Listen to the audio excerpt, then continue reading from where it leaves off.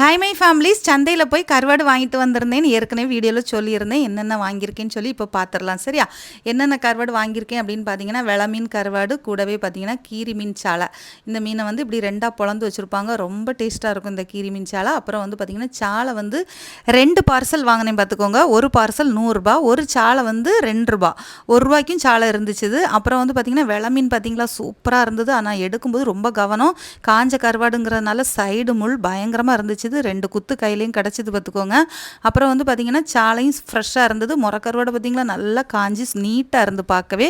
முறக்கருவாடு ஒன்று 5 ரூபா, சாலை கருவாடு ஒன்று 2 ரூபா. சரியா?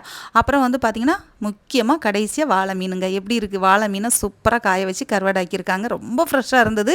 அது சந்தையில் போய் வாங்கும்போது ரொம்ப லாபமாக இருந்தது. இவ்வளோ வாழை கருவாடு 200 ரூபா, 2 கூறு சாலை வந்து 200 ரூபாய். அப்புறம் முறக்கருவாடு 100 ரூபா, வெள மீன் கருவாடு 100 ரூபா. இவ்வளோ வாங்கியிருக்கேங்க. என்னடா கருவாடு கடையாக வைக்க போகிறீங்கன்னு கேட்டால், இல்லைங்க, இன்றைக்கி ஊருக்கு போகிறேன், அங்கே கொண்டு கொடுக்கறதுக்கு தான். அப்புறம் வந்து பார்த்திங்கன்னா கிழங்கு மாங்காய்லாம் வாங்கிட்டு வந்தாச்சு. சரியாங்க?